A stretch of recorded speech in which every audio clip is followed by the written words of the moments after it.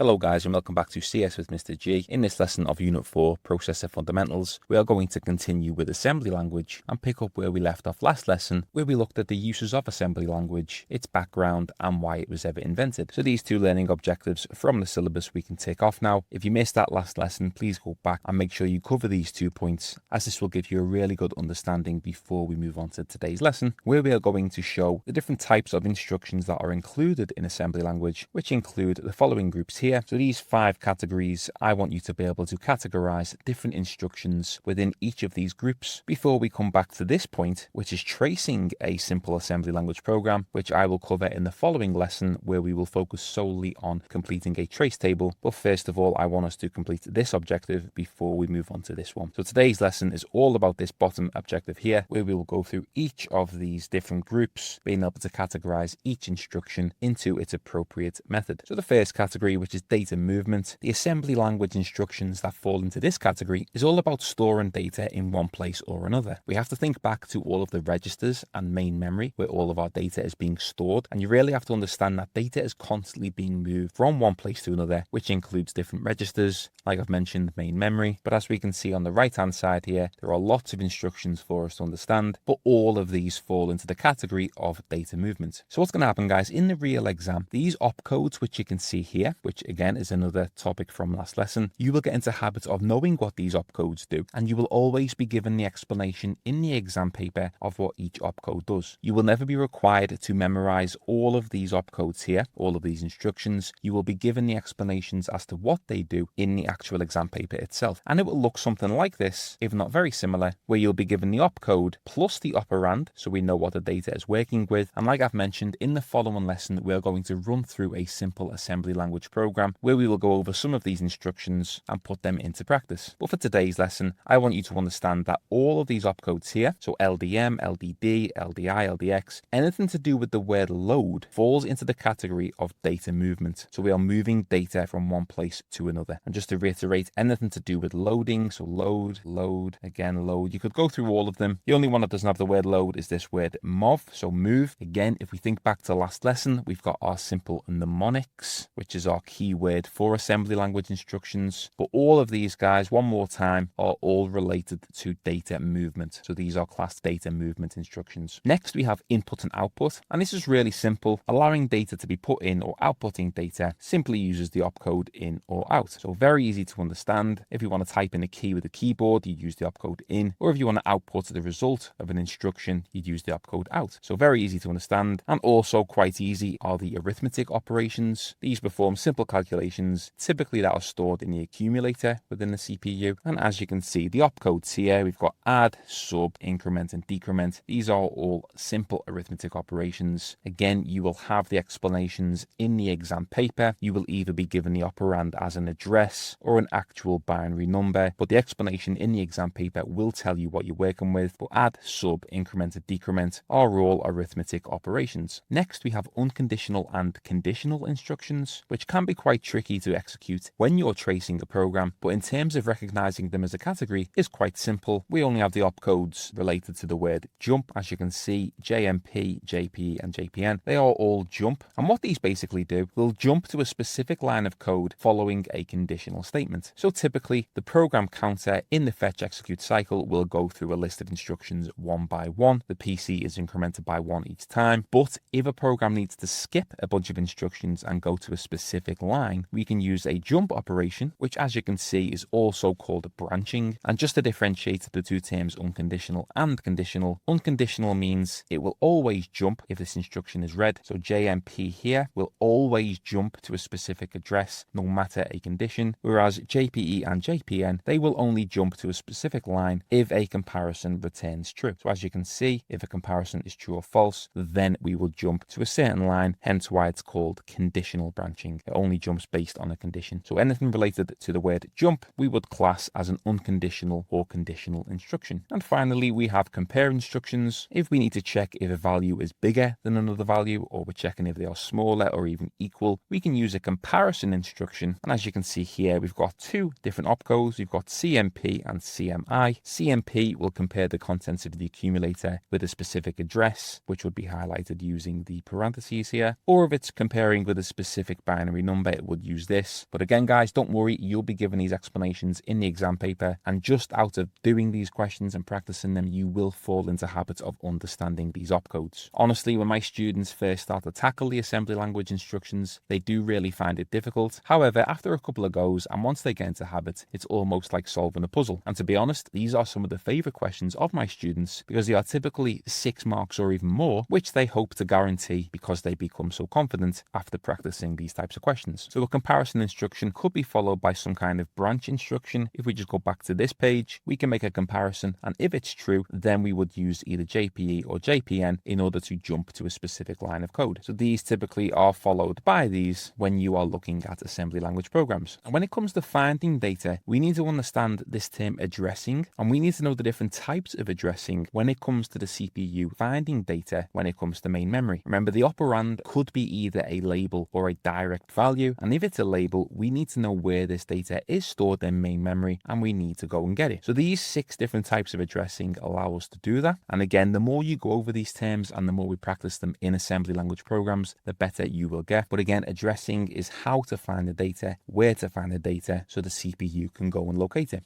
So the first one, immediate addressing. The data value is embedded within the instruction itself. You don't need to go to main memory. You can see here, load #25 literally means use the value 25 directly. We don't need to go to main memory. We have the value 25. If I just go back to the assembly language instructions that are used in Cambridge, you can see here LDM is a type of load operation, and it loads the number directly into the accumulator using immediate addressing. So it says there immediate addressing is used, which means the operand, this value here, is a direct number. Now this could be in the form of binary, denary, or hexadecimal, but the number itself is directly loaded in. You don't need to go to main memory. The number is literally put in. At the bottom of the instructions, it will tell you how the value is represented, whether it's in binary, hexadecimal, or denary. So the example given is a hashtag, but it could be in the form of binary or hexadecimal. So just be careful and be mindful. But in terms of this lesson, immediate addressing loads the actual value itself. You can see there it's the fastest. You're not going into RAM. You're putting your value directly into the register itself. Direct or absolute addressing. This is where we need to go to main memory to get the data, but the data itself lives exactly where the value states. So for example, load 250 means go to memory location 250 and get the value directly from this address. You can see the example there. It's like going to a house number and then finding whatever is inside, and you're pretty much done. If we just visualize main memory for a second, memory address 250 contains the value 83, so the CPU gets this value. It's not getting the 250 itself. So just be mindful, a clear difference between direct and immediate. Immediate puts the value straight in. Direct is telling you the location to go and get the value. So it's not as quick as the previous, but it is still quite simple. It's simply pointing you to one memory location and you're getting the value from inside. Now, starting to get a bit more tricky is what we have indirect addressing. And this instruction contains an address of another address where the actual data is stored. So in this example, load 250, the 250 is in brackets. This is going to point us to memory location 250. Inside this memory location is another memory location where the actual data is stored. If we just visualize this in main memory, load 250 points us to this location. It gives us the value 400, but 400 isn't the actual value that's being retrieved. 400 is the location of the data, which is there, and then 83 is the actual data being loaded. So please be mindful. If we just go back to the instructions that you'll be given, you can see here LDI, this one here, LDI, is indirect, and it does give you a brief explanation. The address to be used is the contents of the specified address. Load the contents of the given address. So please be mindful, guys. Take your time with these questions, because if you make a mistake early on and load data from an address you're not supposed to, that would have a knock-on effect in the whole answer. But again, practice will make perfect with these types of questions. So indirect points you to the memory location where you have to go 2 times. You have 2 memory accesses, which obviously means it's going to be slower than direct or even immediate. Again, quite tricky. We have indexed addressing, and here we have to calculate the address, and this is based on the address given plus whatever's stored in the index register, and that will give us the address we need to go to. So we haven't spoken too much about the index register just yet, but the index register is a memory location within the CPU And for indexed addressing, all we need to do is add the address given plus the IX, and that will give us a location. So for example, if the base address is 500 and the IX contains the number 3, we need to add these together to get the value 503, and this is the location of the value. It's not the actual result itself. So 503 isn't the value being loaded, it's the location of the value, which in this case would be 40. So it can be quite tricky. As you can see here, indexed addressing is LDX, this one, and the explanation states the address to be used is the specified address plus the contents of the index register, and then you have to load the contents of this address. The address that's calculated is not the value being loaded, please bear that in mind. Relative addressing is simply an offset of the program counter. This is typically used in a branch instruction or the JMP that I showed you earlier, and this will include some kind of offset. So for example, the program counter might be at 1000, but we're not going to go to 1001 on the next fetch execute cycle. We are going to jump to this one following a branch instruction. So if I just show you the branch instructions, any one of these three here will make you go to an offset value. It could say jump to line 1006, like the example said. It could say jump 5 lines further on, but that is what we call relative addressing and is used by our conditional statements. And finally, we have symbolic addressing, and the symbol table is something that we mentioned when we looked at the 2-pass assembler, and we need to remember that a symbol is when we use a name instead of an actual raw address. So rather than having the address as an actual number, we have a name of it instead. Just a reminder, this is done in 2-pass assembly, but as you can see, if we are going to load the value from total, we need to figure out where total is, and this will be figured out by the assembler, which will be stored in the symbol table, which is built by the assembler. And as you can see, total stores the value 2048, which means load the value from this address. Just like if you have your home set on Google Maps to your home address, but your home address actually has a value, as in a house number and street, but that is symbolic addressing, and the obvious reason as to why we use it, as it makes it much easier for us as humans to understand and obviously write lines of code using it. So there's a quick summary of the 6 different types of addressing, guys, if you want to take a screenshot of that. But remember, addressing is how we get the data and where we're getting it from. Again, you will fall into habits of completing the questions, just like the one we have here, which we'll finish off with. And as you can see, following table shows part of the instruction set for a processor. So we have our opcodes and operands. The processor's got 2 registers, the accumulator and the IX, which we're going to talk about in this question. Give one example of an instruction that belongs to each of the groups. So only use the instructions given in the table. Even if you can think of some outside of this table, only use the ones from here. You must also give a suitable operand for each instruction. So first and foremost, data movement. If we think back to this slide, we have to pick one of these here, which you can see in our given table. And as you can see, the only one is the LDR here, which is immediate addressing. So what we would write is LDR, and then we need to use the hashtag to give a denary number, and we could just simply say hashtag and then the number 50. So we could also use STO, but this time it's an address, it's not a denary number, so we would have to say something like 501. There's no hashtag when we are referring to an address, but they are both data movement. Arithmetic, nice and simple. We've got 2 more, which are add and increment. So again, add followed by an address, and you just give it 503, for example. If you wanted to use the increment